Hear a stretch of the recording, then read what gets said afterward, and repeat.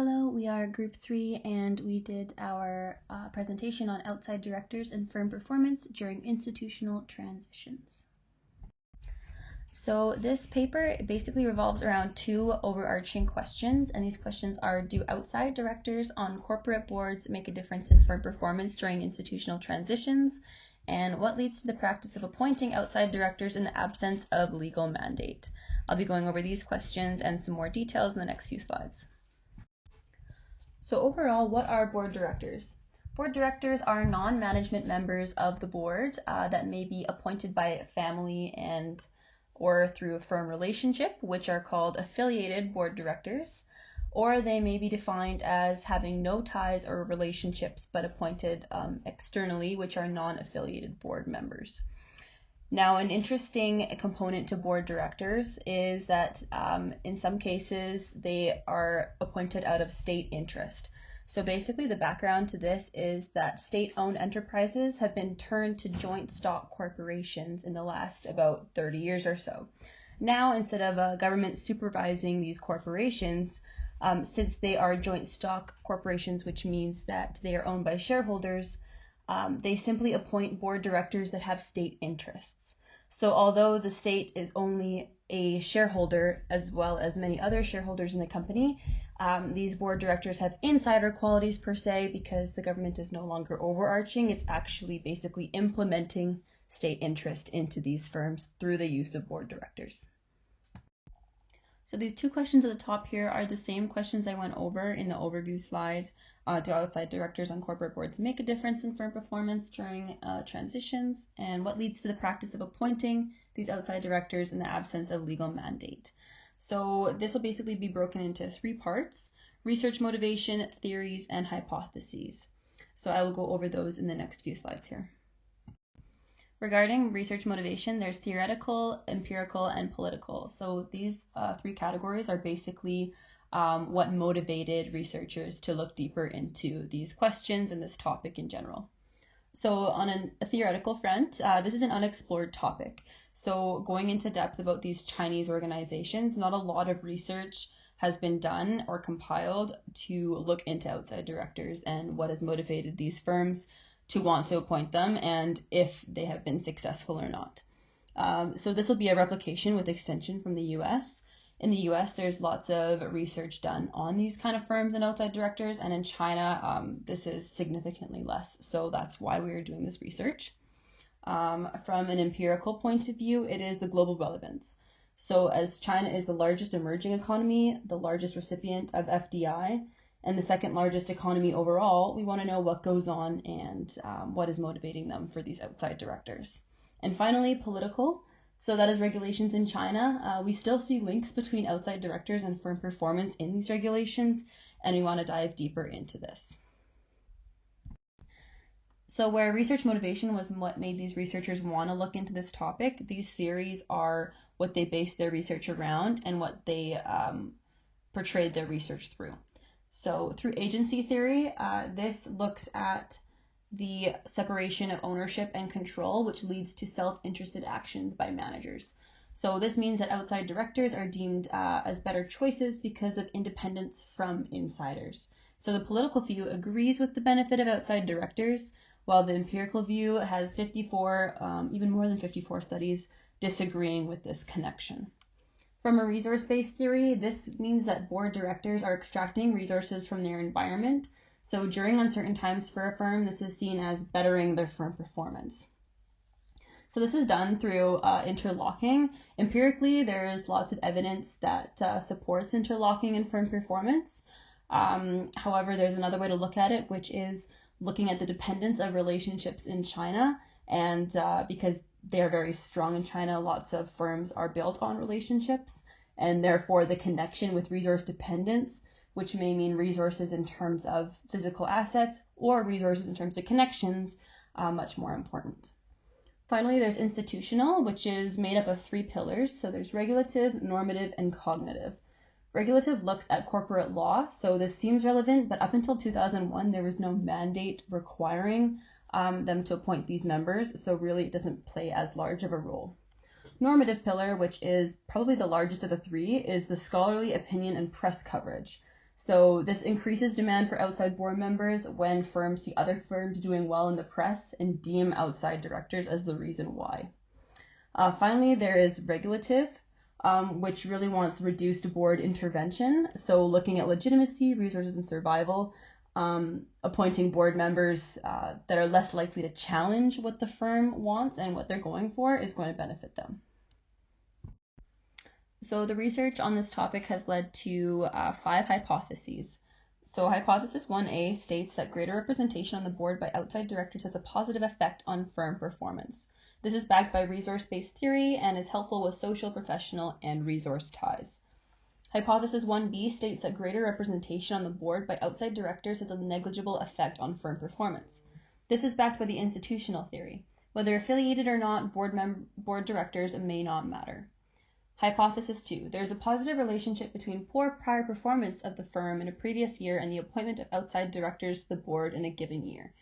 With rising normative expectations, this may lead to more directors appointed. However, if the board is dominated by insiders, they may not have incentive to change. Hypothesis 3. There is a positive relationship between a large firm size in a previous year and the appointment of outside directors on the board in a given year. This means that larger firm equals the larger scrutiny from journals, scholars, etc. And if outside directors are seen as positive, then they will appoint more outside directors because of demands. Hypothesis 4. There is a positive relationship between a young firm age in a previous year and the appointment of outside directors to the board in a given year. Boards reflect the era that they're originated in, so newer firms are more likely to follow new methods, which means more appointments of outside board members, new views and demands in a new environment. And finally, hypothesis 5. The strength of a relationship between A, poor prior performance, B, large firm size, and C, young firm age on one hand, and the appointment of outside directors to the board on the other hand will decrease over time. This brings isomorphism into occurrence. First movers advantage inspire one and as well as poor firm performance, and the domino effect occurs as well. Methodology. By the end of 1996, while there were around 36,000 joint stock companies in China, they focused on all the 530 firms listed on the Shanghai and Shenzhen stock exchanges, whose combined capitalization was approximately 25% of China's GDP. Although a small number of non-SOEs are listed, the majority of listings are SOEs transformed to become joint stock companies. Board composition variables. 3 steps are involved to identify outside directors. First, a total of 52.1% directors are identified as insiders currently employed by the focal firm and its subsidiaries.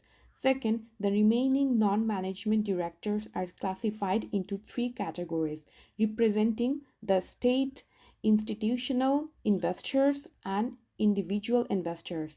Finally, they examined whether the 2 types of outside directors are affiliated or not by examining 1. Whether they are family members of management, and number 2. Whether they have professional relationship with the firm. Firm performance variables. They choose 2 widely used accounting-based measures, return on equity, it calls ROE, and sales growth, for 3 reasons. First, since capital markets in China are not well developed, validated, market-based measures are not reflect firms' true performance. The turnover ratios of the Chinese stock exchange are approximately 700 to 1000% versus 67% in the United States. The average holding period lasts about 1 to 2 months in China versus 18 months in the United States. As a result, market-based measures in China tend to be less informational efficient. Second, Chinese officials attach great importance to ROE. Since 1996, CSRC has required that in order to qualify for a new listing, a firm's ROE has to be no less than 10% in each of the 3 most recent years. For a firm already listed, its ROE has to be positive in 1 or every 3 consecutive years, otherwise it would be dislisted. Finally, they also have used a second measure, sales growth, to triangulate the important construct of firm performance. Other variables are inside director shares have been argued as a possible remedy to egling the interest of managers and shareholders. Outside director shares, according to agency theory, may presumably lead to board vigilance. According to we quote the percentage of shares held by outside directors, which is also very low. State shares, although not typically included in existing work in the West, are important for two reasons. First, all sample firms are transformed SOEs, in which the state on average still held around 39% equity. Second, the role of the state ownership during the transitions is unclear. The traditional view on state ownership is negative. Analytical approach to test hypothesis 1A and 1B, they used a weighted generalized least squares procedure. In the strict test sense, hypothesis 1B must always be false because no two real-world measures have zero correlations between them. However, it argues that a hypothesis such as hypothesis 1B can be accepted when the relationship between two variables is found using a power analysis to be trivial. Findings. Model 1 not only suggests that greater proportions of affiliated and non-affiliated outside directors have little impact on ROE, but also notes that the adjusted coefficient of determination is only 0.06, below the necessary 0.15 required in our power analysis. Therefore, hypothesis 1B is unable to be rejected, while hypothesis 1A is rejected. However, in Model 2, we find the opposite. While the proportion of non-affiliated directors continues to have little impact on sales growth, the proportion of affiliated directors appears to assert a significantly positive influence on sales growth, and the adjusted R squared has reached to 0.21. Therefore, partially supporting hypothesis 1A while rejecting hypothesis 1B. In Model 3.1, outside directors do not appear to have any significant impact on ROE, as evident by the lack of significant coefficient and the low adjusted R squared in Modules 3, 5, 7, and 9. However, affiliated directors in an earlier years consistently have a significantly positive impact on sales growth in a later year in Model 4, 6, 8, and 10. Overall, Table 4 suggests that whether outside directors matter for a firm performance depends on the particular performance measure and that the proportion of affiliated outside directors is significantly and positively correlated with sales growth. Table 5 reports the test for hypothesis 2.5. When an independent variable has no effect, this value is 1.0. A value greater than 1.0 indicates a positive effect, when a value smaller than 1.0 suggests a negative effect. The findings provide strong support for hypothesis 2, 3, and 4, but only during 1992 to 1993. As the process of appointing outsiders to the board intensify, the hypothesized firm-specific predictors become less relevant, thereby supporting hypothesis 5. Conclusion. Resource dependence theory adds that not all outside directors are likely to have a positive impact on performance. Our findings suggest that only affiliated directors play a positive role here, and that their contributions only focus on one aspect of performance sales growth. Overall, our findings suggest that despite agency theory's theoretical logic and policy influence, whether certain governments practice recommended by the theories such as appointing outsiders to the board lead to better financial performance need to be empirically determined. In this slide, we will discuss about the regulations and requirements for a director in Canada. The directors in Canada are regulated by Canada Business Corporation Act, Part 10. The requirements are the director must be at least 18 years old and they not have been declared incapable under the laws of Canadian province or territory. The director must be an individual. A corporation cannot be a director, and the director must not be in a bankrupt status. We have done some research about Brookfield Asset Management Incorporation.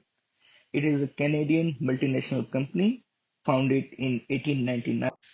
The headquarters of the company is in Toronto, Canada, and it has various corporate offices in the cities mentioned in the slides. The company is currently managing assets worth $750 billion. And now we will discuss about the corporate governance and performance of the Brookfield Asset Management Incorporation. There are a total of 16 directors for the company.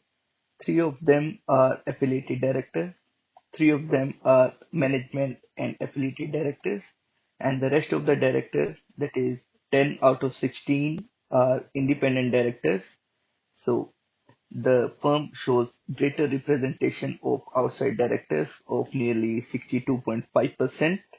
Talking about the performance, uh, the Brookfield Asset Management Company is one of the top 5 companies in Canada. It is also listed in Fortune Global 500 companies list, and the rank is 158th. Based on the governance and performance, we have developed some relationship between the firm and the hypothesis which we have studied earlier in this presentation. The firm strongly follows hypothesis 1A, that is, greater representation on the board by outside directors has a positive effect on firm's performance, as we have seen that about 62.5% of the directors are outside directors, and company is performing quite well. The following table shows the names of the independent directors and since how long they have been working with the Brookfield Asset Management Inc. and also their profession, their background. The Brookfield Asset Management Incorporation is having businesses like renewable power and transition, private equity, real estate, infrastructure, credit and insurance solutions, and we can observe that the professions of the independent director are somehow related with the businesses, which means they are appointed on the basis of their expertise and their knowledge in the fields. This slide shows Brookfield Asset Management's performance for the last 3 years. The graph shows the share price of the firm over time. The point L and H in the graph represents the minimum and maximum share price in the past 3 years. The minimum share price was $37.25 in April 2020 and the maximum share price was $77.16 and achieved in January 2022. We also have highlighted the appointments of 2 independent directors who were appointed during the last 3 years. Janice Fukakusa was appointed in June 2020 and Hutham S. Olean was appointed in January 2021. We can observe that the share price of Brookfield Asset Management had increased gradually after April 2020. Based on the facts discussed, we have developed the relationship between the hypothesis mentioned in the research paper and this firm. We found that the firm supports hypothesis 2, that is, there is a positive relationship between poor performance of the firm in previous year and the appointment of outside directors to the board in a given year. There must be other factors involved in the appointment, but we cannot neglect that owing to the poor performance in April 2020, the firm had introduced new directors and the result was positive. Further in this section, we will discuss non-Canadian multinational firms operating in Canada with outside directors. Section 102, 1 of Canada Business Corporation Act and Section 115, 1 of Ontario Business Corporation Act sets out the power given to business corporation statutes. These business corporation statutes and bylaws restricts who can be elected as the board of directors in Canada. As my teammate already told, a minimum of 25% directors in any firm must be Canadians. This is applicable even when that firm is outside multinational firm operating in Canada. Also, public corporations must have more outside directors than private corporations. In case of public corporations, the board of directors are bound to comply with governance standards of applicable provincial and territorial securities regulator and the exchange on which it lists its securities. In this part, we will look at the multinational firm PricewaterhouseCoopers Canada bringing in outside directors and its relationship with Hypothesis 3. Hypothesis 3 states that there is a positive relationship between large firm size in previous year and appointment of outside directors on the board in a given year. A lot of non-Canadian multinational firms operating in Canada have been bringing in outside directors. One such example is PricewaterhouseCoopers Canada. It is headquartered in London with its head office in Toronto. PricewaterhouseCoopers appointed 4 external directors to join its board in early 2021. Dr. Ian Austin, Bev Briscoe, Scott Richardson, and Razor Suleiman became its first ever external board members to serve on its Canada's board of directors. PricewaterhouseCoopers offers industry-focused services in audit and assurance, tax, deals, and consulting, targeting cybersecurity, privacy, financial crime, value creation, strategic reassessment, cost optimization, with other services. As per PwC, the historical move of bringing in outside directors was to help board to anticipate and plan in constantly changing business environment. This decision was to bring different perspective and capabilities together to achieve what matters most, higher revenues. By bringing in external voices to the board, PricewaterhouseCoopers aims on improving levels of services and bringing diverse viewpoints to its clients, stakeholders, people, and communities. With new addition to its board of directors bringing in fresh and new perspective, a solid growth was seen in different businesses of PricewaterhouseCoopers for the financial year 2021. In the field of assurance, PwC saw a growth of 4.2%. Tax business also grew by 4.6% from financial year 2020 to financial year 2021. The advisory business of PricewaterhouseCoopers saw the highest growth of 5.8%, surpassing all other services provided by PwC. Net revenues for the firm grew by 6.9% from financial year 2020 to financial year 2021. So, as per Hypothesis 3, since large firms have more uncertainty and interdependence with environmental contingencies, their boards would be larger with more outsiders so that they can keep on getting new inputs and improve their business growth. We can see that happening for PricewaterhouseCoopers for financial year 21 after bringing in outside directors. Thank you.